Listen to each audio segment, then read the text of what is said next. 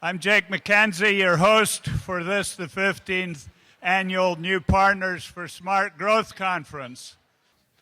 It gives me great pleasure, and for those of you who want me to make announcements, I'm going to make a couple of announcements when this session wraps up. But for the moment, we need to get ourselves underway. We have a moderator this morning who is a fellow board member of mine. He comes from the City of Oakland, the proud home of the Oakland Raiders, still, the proud home of the Oakland A's, still.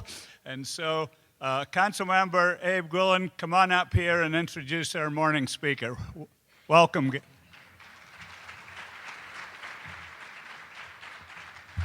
Thanks, Jake. Good morning, everyone. How's everybody doing? Good. My name's Bel Guillen, and my good friend Jake forgot the home of the Golden State Warriors, your NBA championship. So,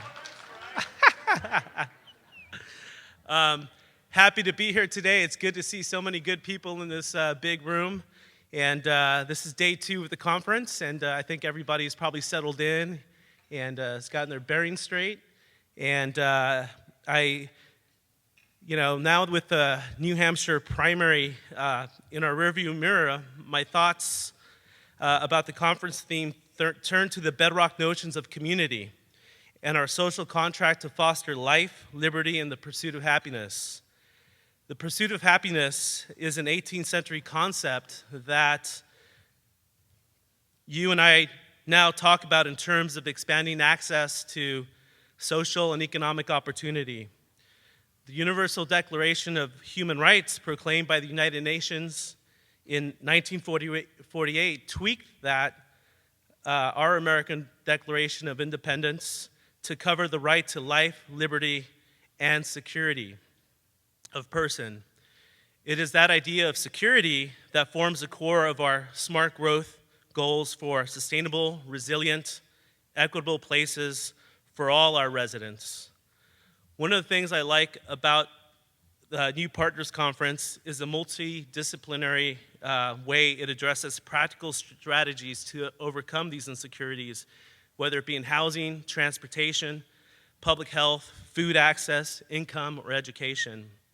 I was just elected to the Oakland City Council about a year ago, and as soon as I got elected, the Warriors won the NBA championship, so go figure.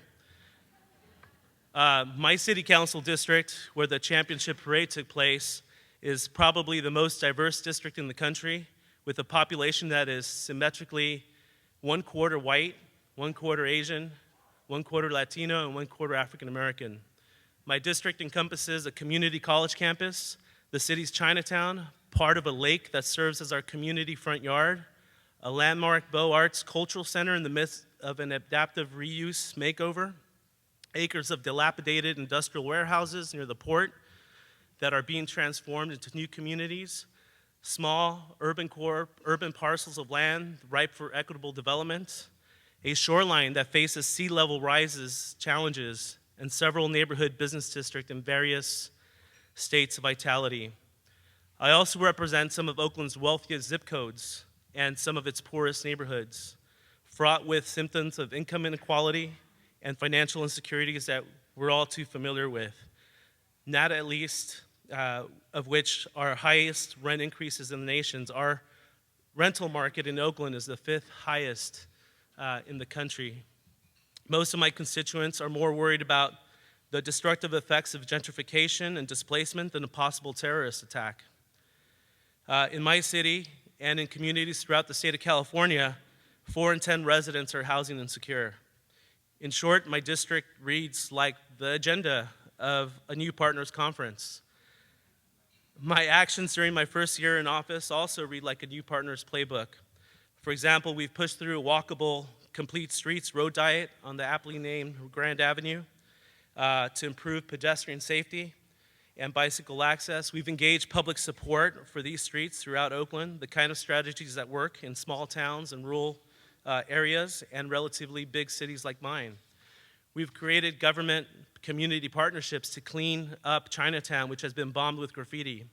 We had about 100 volunteers, and many of them young people, out on the streets getting ready for this week's Chinese New Year. Painting over graffiti and picking up trash, replacing faded out signs are all simple, cost-effective steps towards limiting blight and bringing new businesses back into empty storefronts. Those little improvements can go a long way in breeding confidence in the community. In November, my staff organized, and I know some people attended the crowdfunding workshop yesterday. We actually were able to crowdsource over $30,000 to feed about 500 families for the Turkey Thanksgiving holiday. And a lot of that was done through small donations. And nationwide, we know more than 48 million Americans, 1 in 6, live in food insecure households last year. In California, we have food deserts, even though California is arguably the most rich, agriculturally productive area of the nation. There are pockets, particularly in the Central Valley, that the people don't have access to fresh, healthy food. As this morning's keynote speaker will explain, the pursuit of sustainable, resilient communities, a 21st century configuration of the pursuit of happiness, is the global marketplace in a national imperative. As you and I battle to remove economic insecurities at the local and regional level, we are constructing a foundation for long-term homeland security for our country.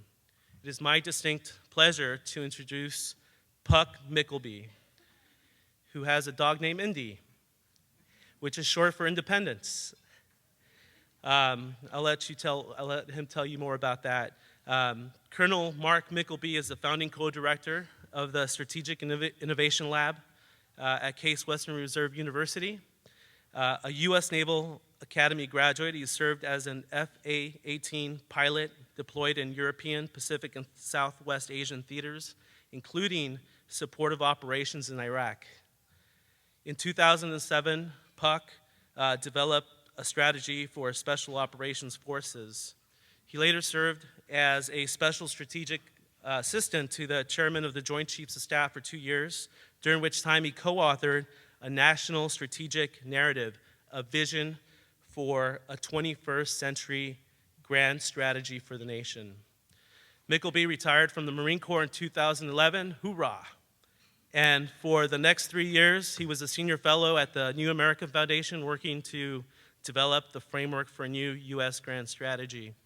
By the time we get to lunch, I'm confident you'll agree with me that I would love to see more of our presidential debates actually address the subjects in the same way that Puck does. Welcome up to the stage, Puck.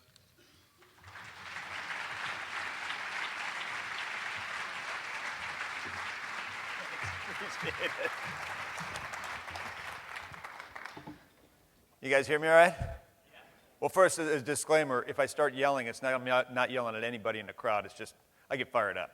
So I apologize right there. Second of all, yeah, I got a dog, Indy. She's an awesome dog. But I also have a wife and a son, too, and they're pretty cool. So I just want to go on the record. In case my wife happens to see this, she'll go, what the hell?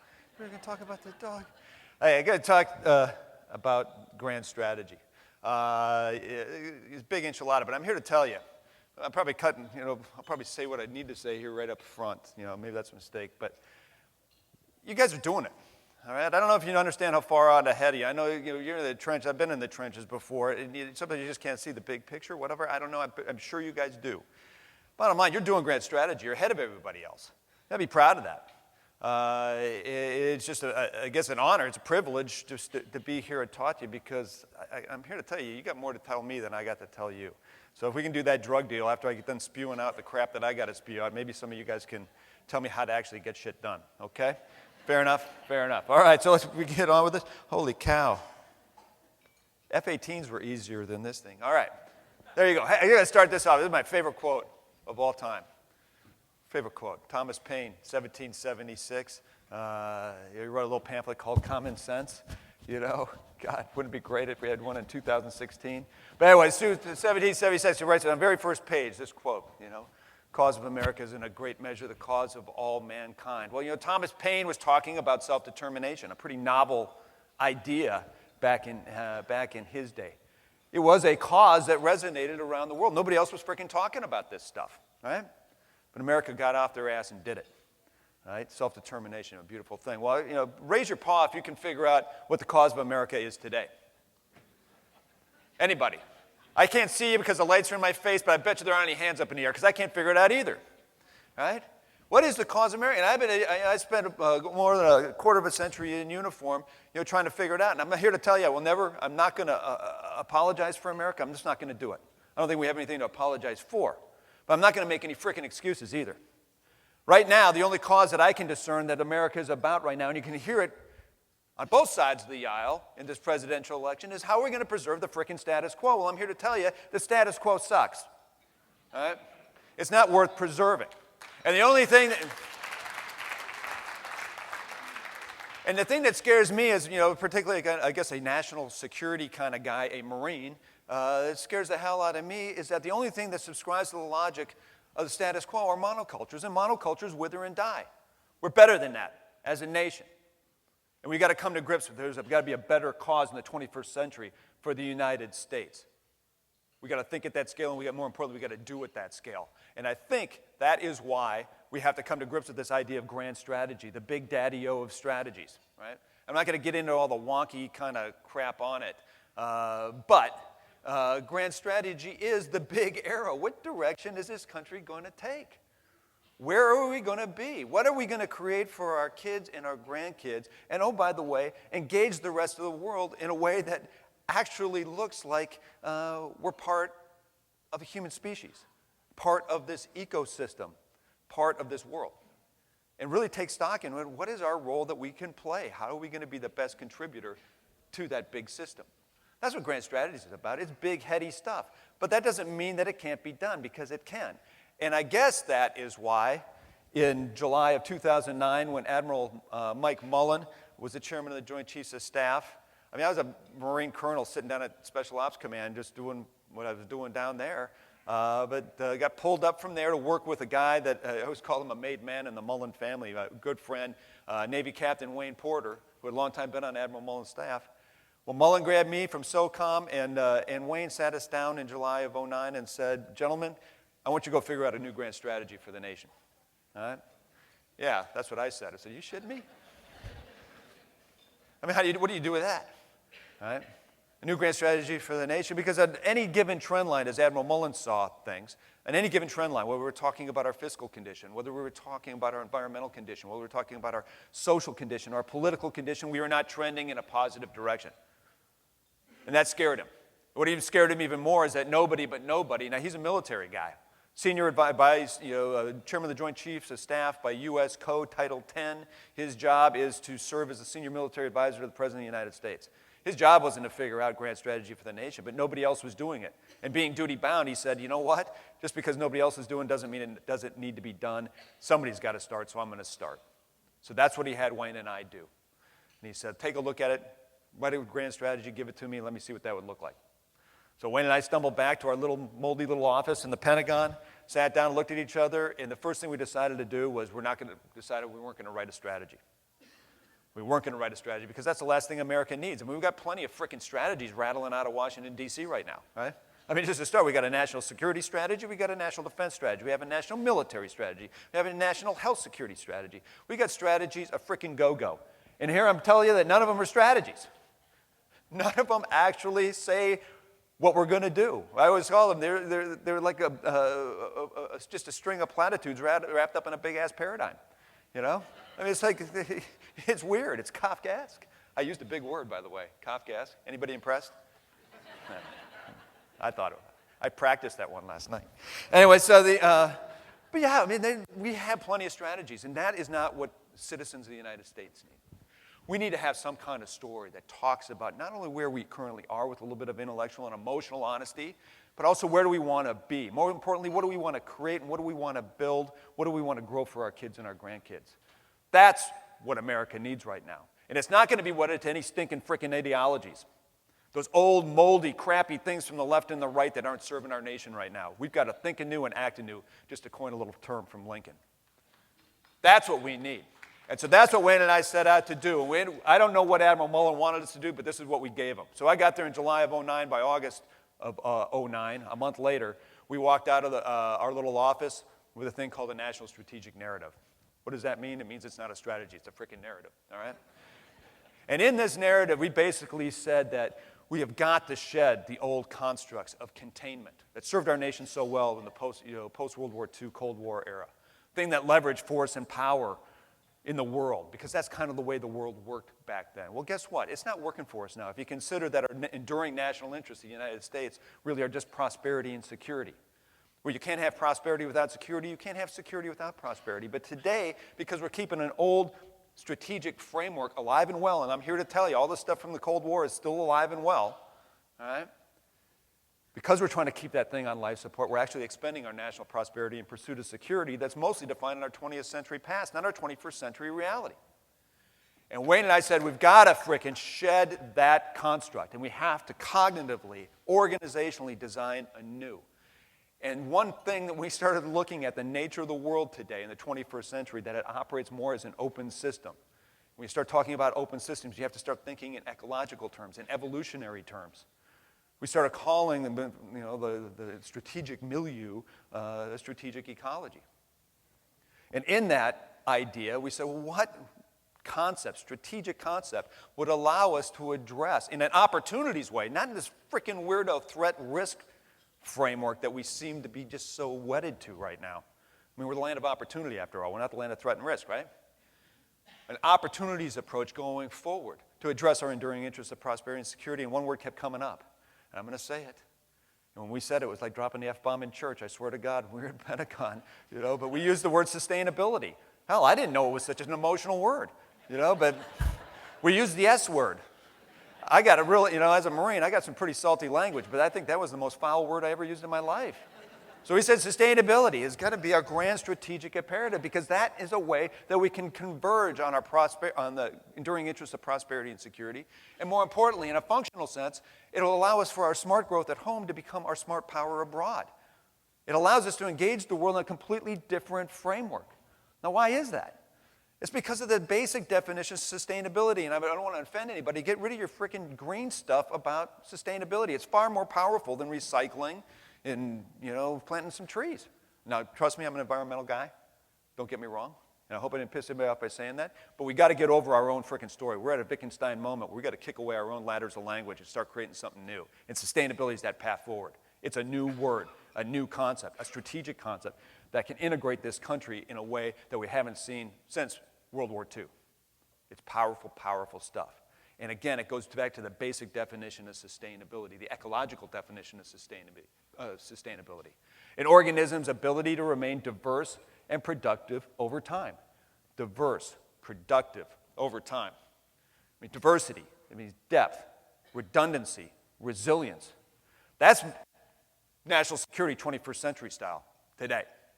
All right? It's our ability as a nation to take a gut punch and come back swinging. And if you think that it's just all about weirdos like me, dressed up in funny tree suits, running abroad and headbutting people into submission, well, yeah, that's part of it. There's bad people out there, and trust me, that's why God made a Marine Corps. All right? All right? And you know what? And that's why God also had the wisdom to make an Army, a Navy, and an Air Force, because somebody has to support the Marines. So it all works out for everybody. All right? But that is only national defense. It's not national security. National security today is all about the functional integration of the things that create human society today. Food, water, energy, built environment, transportation, education, industry, public health. And oh, by the way, sense of community I would throw in as well. Oh, by the way, yeah, unmarine words, suck it up. Okay? Community. That's national security, 21st century style. But we also have to deal with the part of that definition about being productive, which we're talking about growth. We've got to come to grips with we're at the limits of growth. All right? The old quantitative measurements of growth aren't working for us. When you consider that, and I'm not freaked out about it. I mean, I want people to do well. I'm a capitalist, a day-long capitalist. I'm huge about capitalism. However, there's something freaking wrong when our GDP last year was 2.5%, but then we have just folks like J.P. Morgan getting a 10% return. We got Bank of America getting 12%. Well, guess what? Their profits are exceeding our ability for growth. That something's wrong with the machine. Maybe, just maybe, we can come to grips with an idea around that little country like Bhutan came up with, gross national happiness, that addresses qualitative growth. All right? I mean, I tell you what, That type of stuff isn't Pollyannish. It's real, it's functional, it's real economy. And guess what? If you want to go back to the big daddy-o of capitalism, somebody break out, your moldy old copy of The Wealth of Nations, Adam Smith, the visible hand guy. Well, guess what? He was a sitting chair in moral philosophy at the University of Glasgow when he wrote that really fat, boring book, right?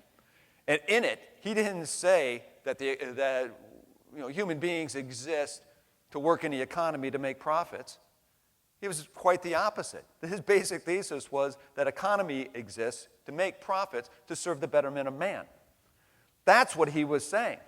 And maybe we just, instead of invoking his name just to maintain the status quo, maybe we ought to go back and read the book and figure out that, holy shit, we don't have it right.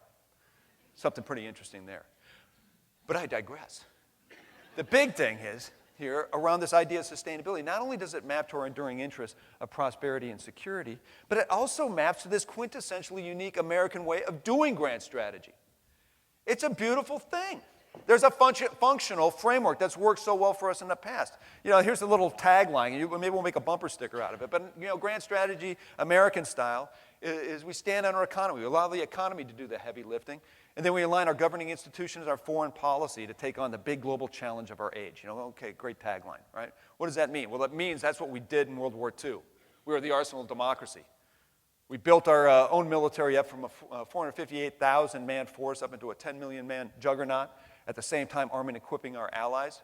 So by the end of the war, 70% of all materials built to feed the Allied cause was made in the United States, right?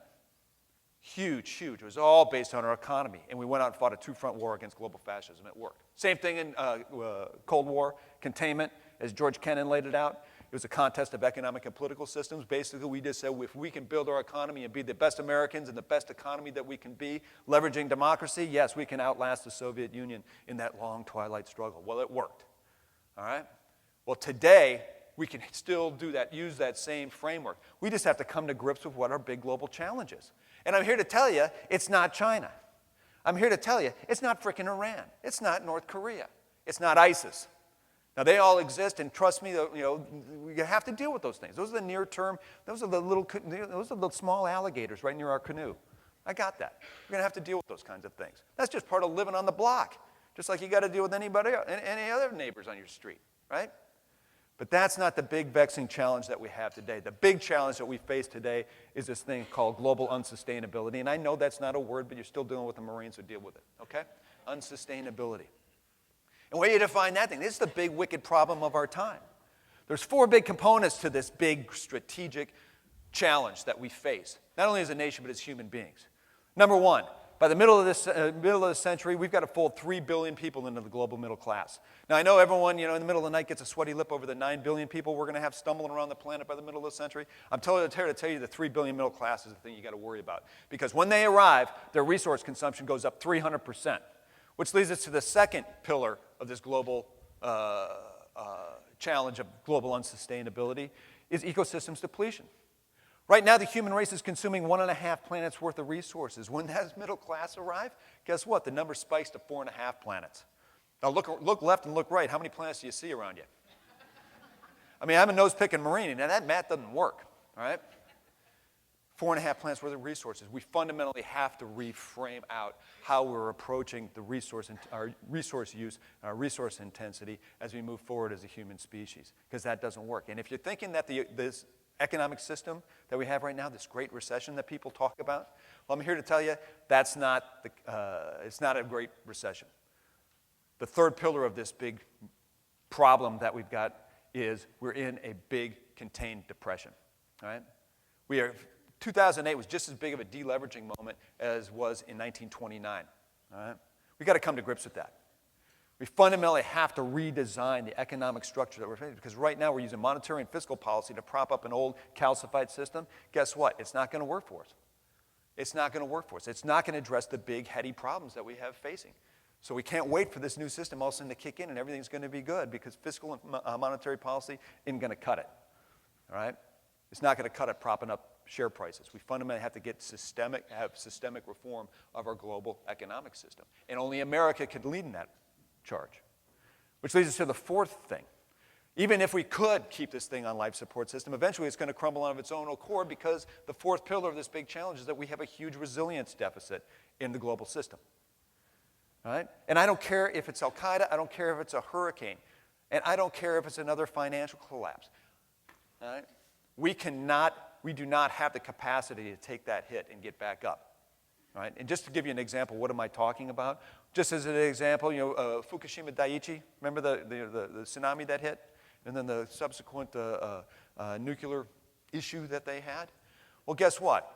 Just a few miles to the north, maybe 30 miles north of Ground Zero, there was a small factory, auto parts factory, that made a gasket, a $3 gasket for cars. Right? Well, 30 days later, after the disaster hit, they couldn't make quota. And then trickle that thing down on the global scale. Back in the United States, the 6 top automakers in the United States could not make production quota. Now, you cannot show correlation, but you sure or causation, but you can show strong correlation. That resulted in a spike of our unemployment from 8.9% to 9.1%. A $3 frickin' gasket. Now, I'm glad that we're so hyper-efficient, goody gumdrops, but I'm not too concerned about being efficient. Making a corrosive system more efficient only makes it more efficiently corrosive, right? We have fundamentally got to reshape because the margins may be great or they may be narrow. It doesn't really matter. Any wrinkle that comes, we don't have the capacity to hack it. We've got to design anew. And that's why we got to do grand strategy. A whole new framework. Now, I'm not going to get all the wonky stuff because what I want to be able to show you on this chart, this is a framework for grand strategy. Again, the top thing being the big challenge. The other thing is governing institutions and foreign policy, but it starts with our economy, that bottom block. And this is the cool thing about sustainability. If you can strap on your sustainability goggles, you can see an opportunities way forward. That's based on market forces. It's based on market demand, but only if you look at it through the lens of sustainability. And I want to talk about the big market forces. We have the capital available to make this machine run. We're going to have to deal with stranded assets like hydrocarbons, and there's a way forward for that, but also reinvigorating our own labor pool and our old infrastructure. Those are all the big stranded assets we're going to have to deal with. But the good news is we have the capital to do it. $3.5 trillion of corporate cash sitting on the sidelines looking for a home. $10 trillion in private equity and hedge fund management. Upwards to $40 trillion of capital being transitioned from the greatest generation of the baby boomers to the millennials. There's plenty of cash on the street. What we have to do is find big pools of demand, and that's what we need to focus on. And that's what we're looking at right here. Again, sustainability. There's 3 big bins of demand that are deep enough, effective enough, broad enough that can reinvigorate the United States economy with sustainability being the core driver. Number 1 is around walkable communities. Yeah, the housing industry, 2008 crash, it can't possibly be so. Well, bullshit, it can be so. All right? Walkable communities. Mixed use, mixed income, transit-oriented, service-rich. Walkable communities, right? Just like here in Portland, we've got some of that stuff going on right here. Now, why is that? Well, here, according to the National Association of Realtors, 60% of Americans seek the attributes of smart growth in their next housing purchase. Walkable communities, 60%. It's truly historic. Yet only 2% of new housing startups will map to that demand. Again, now I'm not a very smart guy, but 60% demand, 2% supply, holy shit, what's in between? 58, I can't do math in public. That's a big gap of opportunity. Right? Walkable communities. Now, could it be so? Yeah, it can be so, because when you look at it, any time you want to do grand strategy, you don't know where to start. In the Marine Corps, as a lieutenant, you get confused. So the first thing you do is you go work out, and then you go get a haircut. Well, I used to have to get a haircut. Then you go get a haircut, and then things look better for some reason. Well, here, when you're doing strategy, if you don't know where to start, look at demographics. And here's the demographic story of the United States. Right now, for up until the next, through the next 13, 14, 15 years, we have this massive convergence of 2 of the largest segments of our society converging in the marketplace for housing. Baby boomers and millennials. Baby boomers are downsizing. They don't want to live out in the suburbs anymore. They got to take care of the yard. Eventually, the kids take away the keys. Then they end up in some home. They're looking around. Somebody's shoveling applesauce in their face. Nobody wants to live that way. All right? I noticed that the AARP is one of the sponsors of this conference. No shit. Aging in place. That's where we want to be. We want to be connected to community, connected to services, be part of it. And oh, by the way, our society can value from that experience of having that segment of our society integrated, not segregated, from our communities. Second part is the millennials. Raise your hand if you're a millennial. I don't even know. I couldn't identify you in a bus, right? Okay, we're millennials. I don't know what the hell you guys watch for TV, but, when I grew up in Minneapolis, I watched, the suburbs of Minneapolis, it made sense for me to watch the Brady Bunch, because, that made sense to me, Mike and, what was the mother's name? Anyways, the Bradys. Yeah, thank you. Made sense to live out there in the suburbs, right? But I don't know, whatever the hell do you millennials watch? Was it Friends? What the hell did you watch? It doesn't matter. Don't even answer. You watch Friends, right? Right? They want to live in a hip, happening place. They want to be connected. They want to go live in the urban environment. They don't want to go out to the suburbs. They want to be out in the suburbs. Hell, most of them don't even want to drive cars, right? They're converging in the marketplace. And just to put some numbers around this, that convergence in the marketplace of those two specific segments of our society, not only does that equate to 60% of that market force that I just mentioned, but that's 3 times the level of demand in real terms than what the returning GIs provided to our economy post-World War II. And we know that demand signal fueled our economy through the late 70s, early 80s in the form of suburban sprawl. This is real, it's historic, and it's time to get off our asses and capitalize on it in a very real way. Second thing, regenerative agriculture, just to get faster and funnier on this stuff, all right? Regenerative agriculture, regenerative agriculture, and it's just not for organic anymore, right? There's all sorts of technologies out there. The huge demand signal that we see being played at a global scale is that we have to, according to the OECD, we have to increase global food supply by 60% by the middle of the century, and 100% of that has to be regenerative in nature, 100%. Simply because of ecosystem limitations. Right? Huge market. Did I just sound like Donald Trump? Huge. It's huge, all right? Huge opportunity. And just to bring it down to Main Street, USA, according to the Rodale Institute, regenerative agriculture techniques, that includes organic stuff. That also includes advanced technology stuff, with controlled environment, ag, aquaponics, the whole 9 yards, right? According to the Rodale Institute, not only do you get equivalent yields using regenerative agriculture techniques, but you also get 30% more profit out of it. Unbelievable, right? More profitable per acre. Equivalent yields. And, oh, by the way, it's more, just as importantly, with climate change coming, you get 30% greater yields during times of a drought than our regular, what we'll call industrial ag model. This is a huge. And as a national security guy, it scares, this is a part of a national security aspect of it, not only from a public health standpoint, not only the fact that we're aging out our farmers. There's the average age of your farmer is 59 years old. There's a huge opportunity for a whole new segment of Americans to move into food production and distribution, which is sorely needed at a global scale. But again, from a national security perspective, it scares the hell out of me that right now we're depleting our soils at a rate 10 times faster than we can, that Mother Nature can replenish them. The good news, I guess you could say, is that in India and China, they're depleting it at like 30, 40, 50 times greater. But that's not the kind of race I want to win, right? That scares the hell out of me. And in real terms, 50% of Iowa's topsoil is gone, and in some places in the breadbasket of America, 75% is gone. And the Ogallala Aquifer, the worst estimate I've seen, is that it'll be dry by 2028. Do the math. That's 12 years from now, right? We have fundamentally got to take this on. This is a national security issue, but the good thing is that it can be so frickin' lucrative for the United States, particularly when you consider, and this is the Machiavellian nature of me, right? Food prices are at an all-time high. We can make a good buck doing it and fundamentally reinvigorate our economy, leveraging this market force. And lastly and finally, resource productivity. A productivity revolution is here, if we would just get off our ass and embrace it. What I'm talking about is advanced manufacturing, advanced materials, renewable energy. We have the technologies to do some really special stuff, to fundamentally reduce our resource intensity by a factor of 10 and provide the goods, the services, the technologies to meet that global middle-class market demand. We just have to start getting out of our own way and start investing in that, not only in the terms of money, but also in terms of our human capital development. Holistically looking at these things to feed that new marketing or that housing market demand signal, to feed the technologies we're going to need to reinvigorate our agricultural sector. The market demands exist. It's a cohesive, coherent system. And just to let you know that it's just not the big arm wave wonky bullshit, right? That it can go all the way down to Main Street. That little eye chart down there at the bottom, right, is from the White House report. Bottom line, it just says for any given sector of our economy, whatever that sector output is in terms of dollars, what the ancillary economic benefit of those sectors are. Well, right now, on the right-hand side of that little eye chart right there, It basically looks, that's where our economy is pointed right now, from retail services to financial services. Basically, for every buck that they put out, they only generate 55 cents to 63 cents of ancillary economic activity. That's nothing. That's crap. But just look what happened if we grab a hold of those big market forces.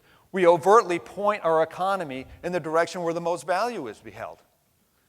We're talking about number one, manufacturing. For every buck that comes out of that sector, you get $1.35. Number two, above all things, agriculture. You get $1.20. Then construction and transportation with 98 cents and 95 cents. That's where the new economy is. That's where we have to go. But you got to design to that end.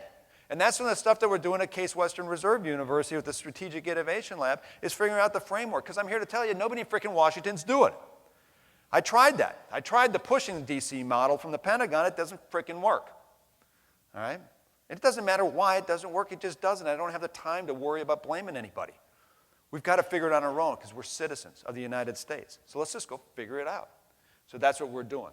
And it's a top-down, bottom-up design and figuring out the financing in the middle because nothing happens without the financial juice. So just that framework, that top-down piece, the Economic Strategy Task Force, big words for all we're doing is putting together private sector, corporate America, along with civil society leaders and some subject matter experts, and we're going to figure out a new investment hypothesis for the United States.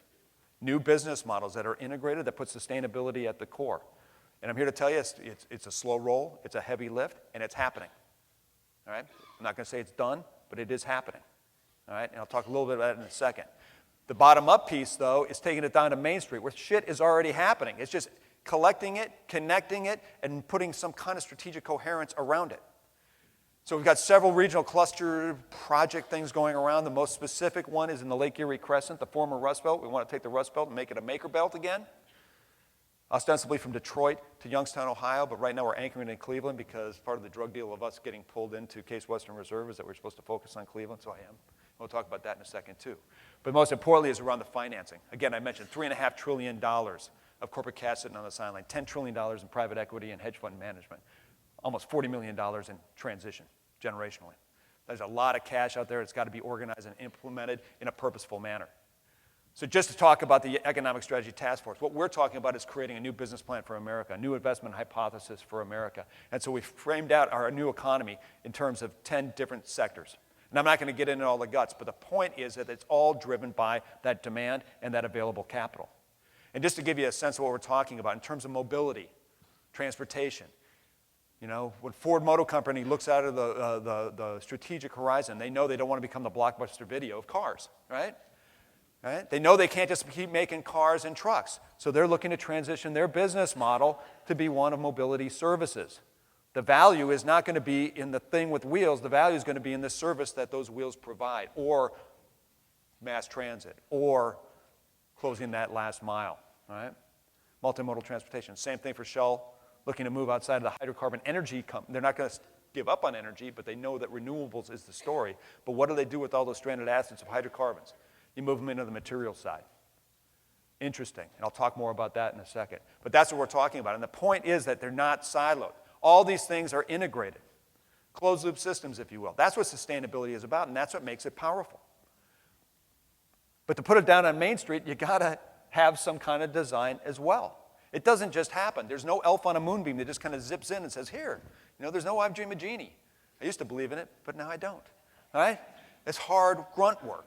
But here's a cool thing. I always say, you know, if you want a new idea, read an old book. Does anybody know this guy? God dang, yeah. I got to buy you a beer. You're the first person ever to shout that one out. Who is it? No, I know, but okay, I got you now. Is it too early for a beer? All right. Yeah, it's Ebenezer Howard. Man, I'm tearing up. Man, I always say it looks like Joel McCower. Anybody know Joel McCower from Green Biz? Yeah, that looks just like him. Anyway, Garden Cities, 1902. He came up with this idea called Garden Cities, a fundamental integrating community, these functional systems of food, water, energy, industry together. He's focused on the human condition. He puts the human being at the center. That's what we're talking about. A concept we call full spectrum sustainability. You know, and I love it. I mean, I know you can't read the thing, but at the very top of that diagram up there, it says a collection of slumless, smokeless cities. Right? Really cool design. And I have to tell you also, I love this part about it. He's also got the national security at the front of his brain because he's thinking about recruiting, specifically recruiting Marines. So that's why he's got a home for inebriates, and he also has an insane asylum. So you know where you're going to get your Marines. It's all taken care of. It's systems design. And so what we're doing is taking that same concept and put it on the ground in Cleveland, just using Cleveland as an example. And I'm not going to go through all this stuff, but when I got to Cleveland in September of 2014, first thing we did is engage Cuyahoga County, municipal level governance. Because the state wasn't going to do it, there isn't going to be a federal grant, you got to go where the meat meets the metal. And that's where, and I don't mean to be placated or pandering to the crowd or anything, but city level, municipal level governance, county members, council members. That's where shit happens. That's where the meat meets the metal. That's where real stuff happens. Because you can't hide behind a false faith of ideology or behind a state house or whatever. You actually got to go traverse the potholes, walk the streets, and look people in the eye and say, God, I guess I got to deliver. That's a difference. That's where I'm more comfortable. And so the first thing we did was go to Cuyahoga County and say, can we launch a way to finance? So we'll start with energy. So we did. Put this together on April 20th. Armin Budish, I love saying that name. Armin Budish, the county executive of Cuyahoga County, announced on April 20th this Cuyahoga County Clean Energy Finance Hub. Access to $120 million of private sector capital, and today we've got $42 million worth of projects registered under this framework in a state of Ohio that the state is putting disincentives out for renewable energy, and we're doing it. So all this bullshit about somebody else's fault, it is exactly that. It's bullshit. Just get it on and get it done. It can happen, right? Second thing, institutional purchasing power. There's lots of money in Cleveland. You wouldn't know it, but there is. Whether you're talking about universities like Case Western, whether you're talking about the hospital system, whether you're talking about professional sports teams. I know probably here we can't say LeBron James, but LeBron James. Couldn't imagine start having him talking about sustainability and have the Cleveland Cavaliers, instead of buying hot dogs, start buying healthy local foods for their games. Interesting. Well, that can happen. Those are the other things that we're looking to approach. But most importantly, start talking about where we can serve the population that is underserved in conjunction with the stuff we're doing at Case Western. There's a master plan for rebuilding in Case Western, et cetera, et cetera. Well, one of the most underserved communities, it abuts up right next to Case Western. It's called Glenville, right? And over the next 10 years, we're going to build out 500 units. It's basically urban renewal, but it's to serve the current population. It's not gentrification, but we are looking to go from mixed use, mixed income, transit-oriented community to a passive housing standard, which far exceeds LEED. We're talking about the highest standard for energy efficiency, right? And here's the cool thing. With 500 units, we have the technologies to do it. We have the buy-in from the public sector, the private sector, and the civil sector coming together to engage an underserved community in Cleveland, right? And here's the real cool part. That market demand, that Glassbox Advanced Materials Development Group, that's a fancy name, is we at Case, being an engineering school and a research school, having the capacity to do advanced materials, we are figuring out how we're going to move hydrocarbons out of the combustion side, where we take all the value of hydrocarbons and move them up the smokestack, and we're going to move them up the value chain in the form of materials, specifically to feed that passive housing demand signal. We're talking about replacing current high carbon lumber, steel, aluminum, concrete with advanced new materials. Interesting, right? Now, could you imagine if we preserve the value of that hydrocarbon asset for the energy companies, for the Koch brothers? All of a sudden, it's not an argument anymore about who's in the new economy and who's out of the economy. It's like, how are you going to participate? We're building an on-ramp so it gets over this bullshit, divisive ultimatum framework that we currently have and start creating value for everyone and meet our carbon goals. So much so that in partnership with MIT, this is bar napkin math, so don't hold me to it, but bar napkin math is that we could take 80% of the hydrocarbons and put them in the material side of the house. And that's based on a global demand signal when you consider, like China, having to put 292 million people in the urban environment by the middle of the century. There's a huge, huge market demand there. I just did another Donald Trump. He's getting into me, all right? Absolutely enormous, all right?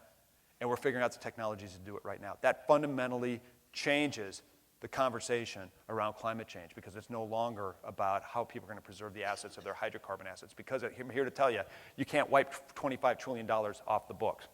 Your 401ks that you have right now are embedded in that $25 trillion that are underground, but they're valued above ground. That's how you take on stranded assets, by repurposing and redesigning.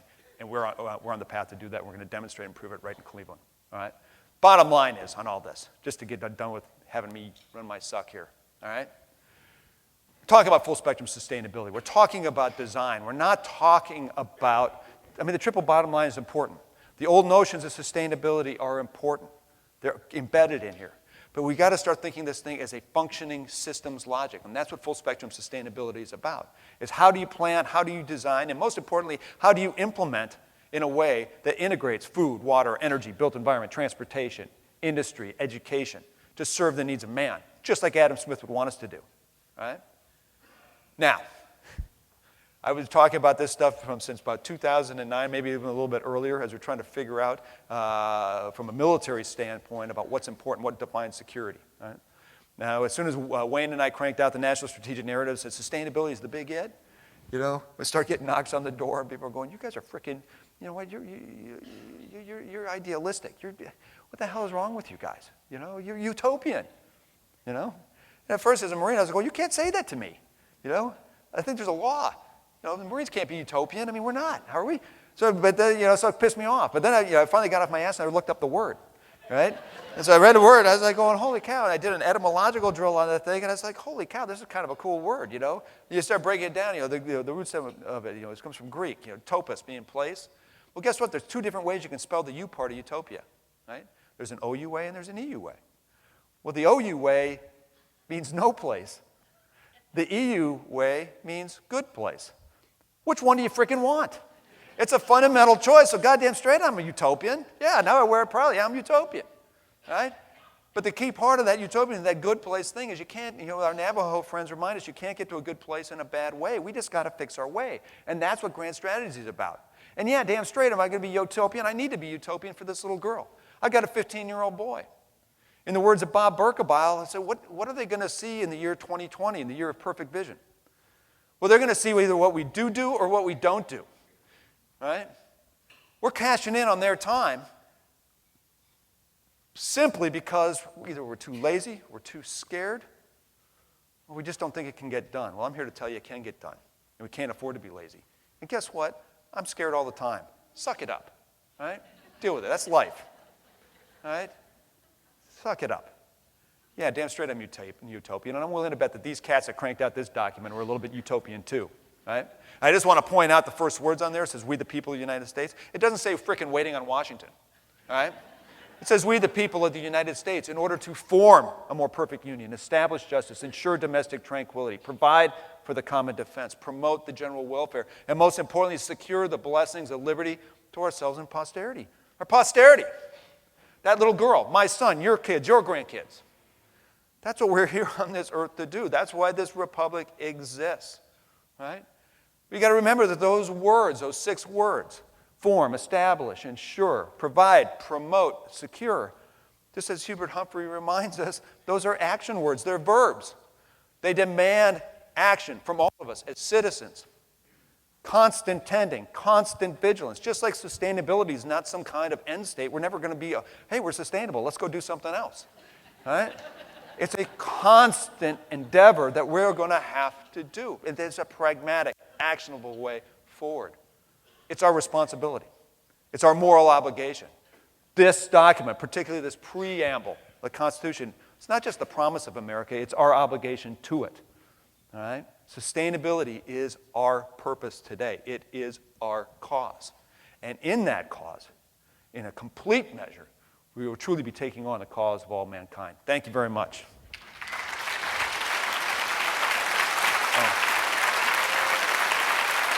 And I love Kurt Vonnegut.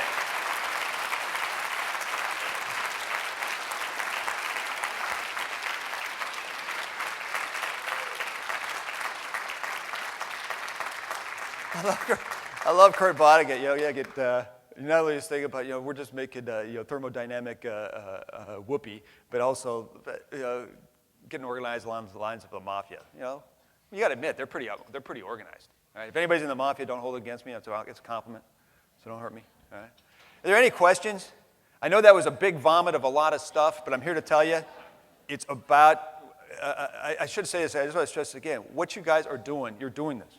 And I would say that when I looked at the program, and I'm sorry, I flew in last night, and I'm going to fly right out, and I apologize for that. Because quite frankly, and truth in lending, my wife always says, you're honest to a fault, so here I go, I'm going to be stupid. Normally, like these conferences, I just kind of go, all right, I'm going to go there, I hope the buffet's good, and, But looking through your guys' program, this thing, I saw words like implement, words like training, words like planning. Talking about implementation, this, I'm here to tell you, is different, whether you know it or not. All right? And given this opportunity is what you make of it. And I know you're going to be making something of it. But I just want to say, this is what Americans need to do. This is what our citizens need to do. And I guess I'm continuing my speech. I'm sorry. But if we really are, this is a government of the people, by the people, for the people, this is the kind of shit that has to happen. And you know what? It's not about being a part of the conversation anymore. If I hear one more person say, I just want to be part of the conversation, I'm going to punch them in the frickin' mouth. All right? Because you know what? You can talk while you're doing, Get on with the doing, You can chat all you want, but get on with it. All right, anyway, I had to get that out. I felt really good. Thanks for hearing me out on that one. Is there any questions or comments or things you want to throw at me? You got one question right over here on your left. It's like interrogation time. The question is this: when you present your thesis, particularly the connection between sustainability and national defense, to what I describe, for want of a better word, to more conservative audiences than this, what kind of response do you get from them? Well, first, positive response, because we're so focused on market forces, and we talk about, from that macro level, the private sector being the change agent, and everybody loves to beat up on Washington, so it fits into their wheelhouse, The dirty little secret is, though, that they, on the conservative side, they refuse to believe that our economy, for most of our history, has been engineered to a certain extent. Iconic folks like Eisenhower understood that. Ronald Reagan understood that. So that's difficult, but they get it. They like the market force approach. The big thing, though, particularly, I live in Beaufort, South Carolina. I have to change the word sustainability. I don't use that word. I don't use the word social equity. I use human capital development. So it's an issue, again, it's that Wittgenstein, are you willing to kick away your own language and just focus on the concept and, most importantly, the implementation framework? I will say this, and sometimes I do make fun of them, though, because I say, okay, we can't agree to say sustainability because of Agenda 21. Has everyone heard about that one? Yeah, holy shit. Man, I had no idea, but I mean, I'm one of those card-carrying members of the Undermine America Club, I guess. But, so I just make fun of it. I say, instead of using sustainability, we use the word kumquat. Because kumquat's a really cute word, so let's just talk about kumquats. And, and everyone kind of chuckles because it's a cute word. Who doesn't like a kumquat? So you just try to throw it back. Did that even answer your question? Yeah, thanks. He shakes his head yes. It's like, yeah, please shut up. Sir? Or I guess I'll let whoever. Hi. Thank you, Colonel Mykleby. I was wondering if you could speak specifically to how the strategy that you helped develop will be implemented for decision making, if you could be as specific as possible about how it'll be used to guide national decision making. Oh, okay. Well, right now, from a theory of change perspective, number one is that the private sector at the right level. So the big level, corporate America, got to bring them in.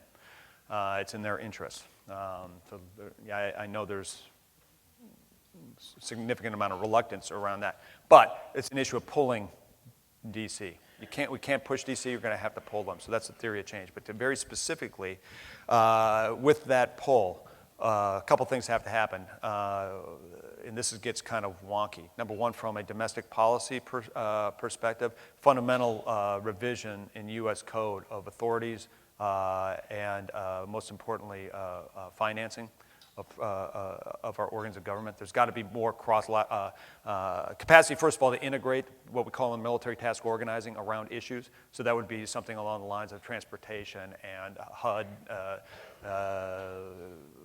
DOE getting together and coming up with new designs, and then having the fungibility of funding to move money across instead of having it be siloed.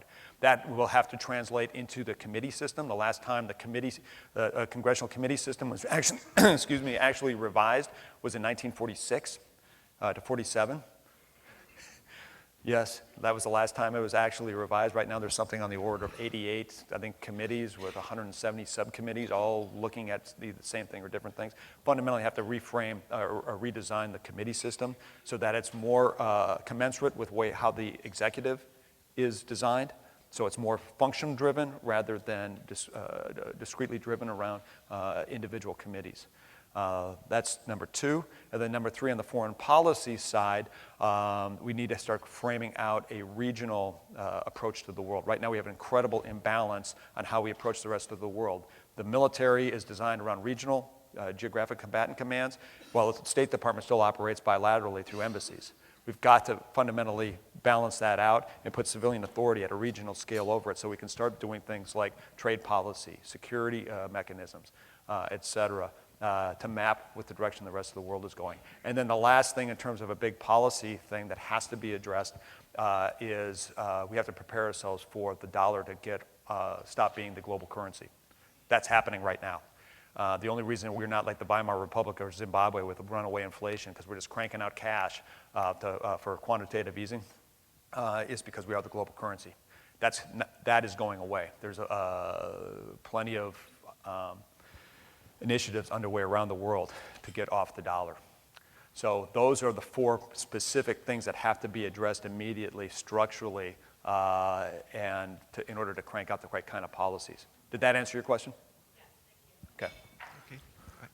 Okay, thank you. Sir, I'm going to ask you an urban planning question. Oh, God, and no. To go a little bit further on your concept, something I've been wrestling about is that we've got, looking at the cities and in our inner suburbs, I think we have about 20 to 30 million homes in our inner suburbs that need like $100,000 apiece in rehab. Okay, I mean, we have this tremendous housing stock in the inner suburb where the houses are worn out. Every house really needs $100,000 worth of rehab. And our federal programs, of course, I mean, in state, local, we don't have those resources to rebuild that housing stock. So any comments?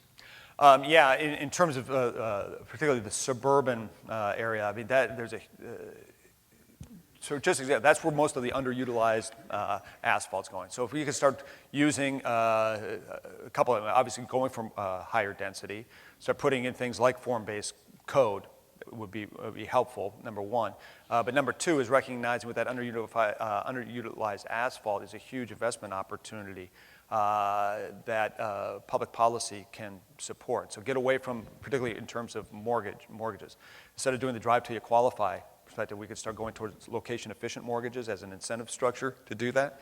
And so right now, the numbers that we've got out are if we just redevelop 25% of that underutilized suburban asphalt, we could meet 50% of our housing requirements by the middle of the century. That's a huge investment opportunity, particularly given that 60% number I was using there before. It's just an issue of can you make the investment argument out of it. I think that local policy can help work that. Case in point, and why I would say this is my very good friend, his name is Bob Turner, created this little town called Habersham in South Carolina. He basically created his own town because he was so frustrated with just the incentive structure for development, kind of the old cookie cutter stuff. He's going to a high density, mixed use, mixed income framework, walkable community. He was able to educate local policymakers so he could get papal dispensation to do the things that he wanted to do, anywhere ranging from narrower streets. He actually had to put his own fire station in his community just to be able to address everyone's concern about getting fire trucks down the streets. I mean, all those kind of tactical stuff. To me, that's where really where the meat meets the metal, where you get developers, public, the right level of governance. At this case, it was the county level governance, and then also the financing behind it to show that there is a long-term play here, and it's worked.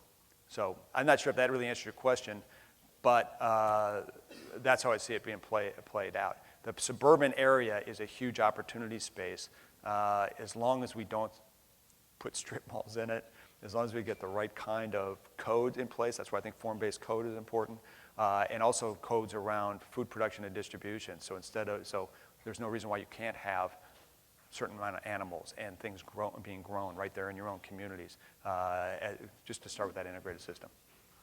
Is that close or? Okay. But you'll know more about it than me, I guarantee you. I guarantee you know more about it than I do. Good morning. Hi. Hi. How are you?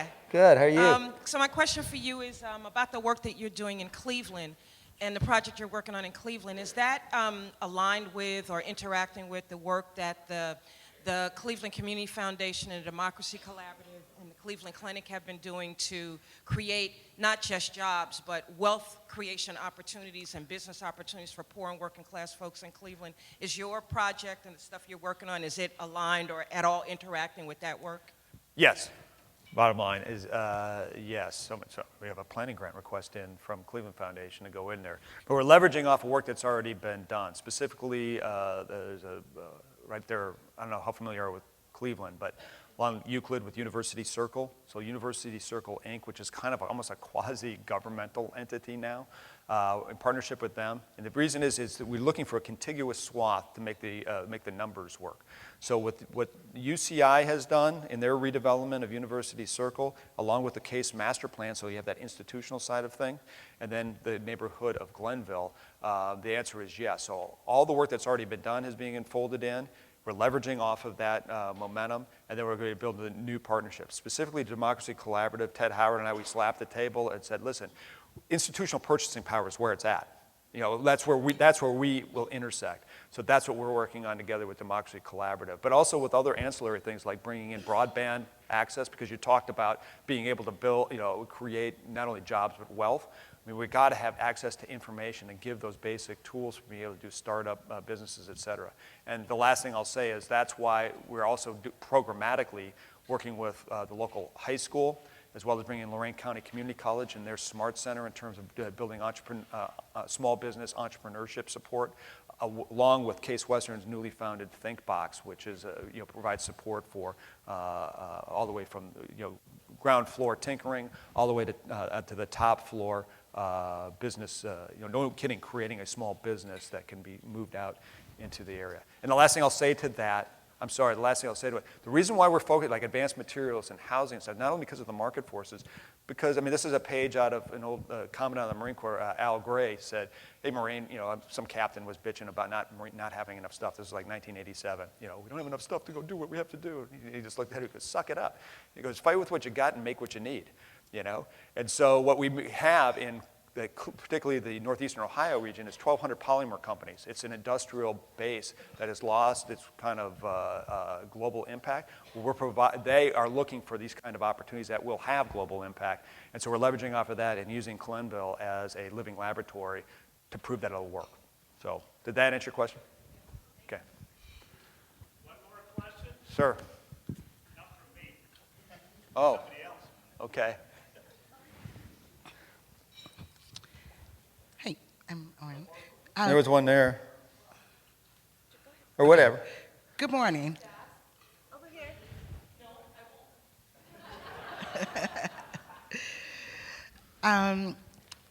I tell you, you got me caught up in a whirlwind here, because you've delivered a lot of information in a very short period of time, and I'm just trying to process all of this, so I'm going to kind of go backwards. When you use the term urban renewal, that's a real, like, almost inflammatory term for people of color, especially African Americans, who went through the urban renewal, and black people renewal. So I would like for you to explain that just a little bit more. And also, when you have an audience of, say for instance, people who do not traditionally are in settings of this nature, in their communities, in their neighborhoods, how do you demystify everything that you said and put it in a language that those everyday folks can understand and relate to? Yeah, in terms of, first of all, on the racial side of things, I think that was what your point was, correct? On for the first part? Yeah, the urban renewal stuff. We're very, I would say, very sensitive to the gentrification, I guess is the word. We will not, and this is with the community of Glenville. It's one of the top 2 underserved communities in Cleveland. They have a CDC there called Famicos company, a corporation, who's representing the community along with the community leadership. That is the design. Part of our upfront design parameters is we will not displace people. We are not going to. What we're looking to do is provide the opportunity. We're not doing. There's no.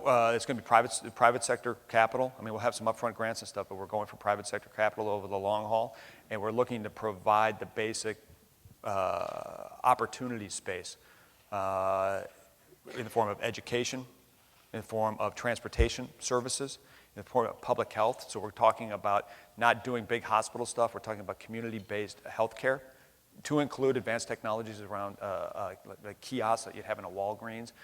So that maps very well to Affordable Care Act, to the capacities there. So we're trying to engage all those things to create opportunity space.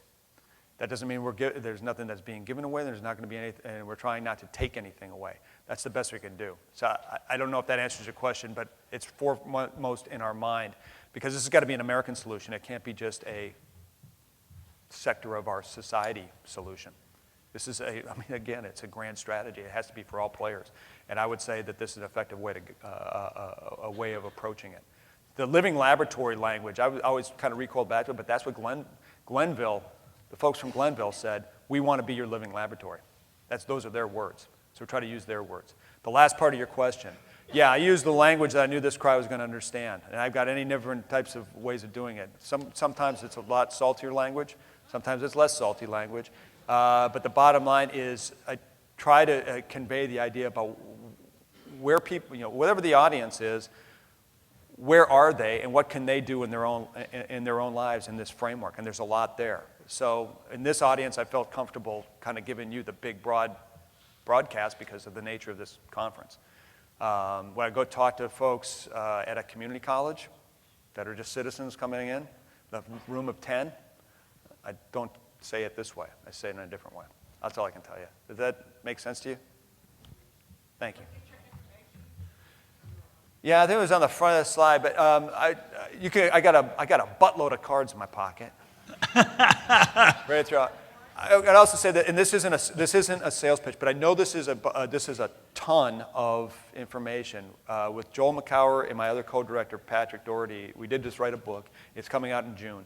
But it is really based on the pragmatic, actionable stuff, the market forces that are at play and what we can get done. So there you have it. If we go back to the front slide, the contact information is there. Okay. Sorry. Thanks. Hey, you still owe me a beer, though, too. I will fulfill that promise. Thank you, Puck. Hey.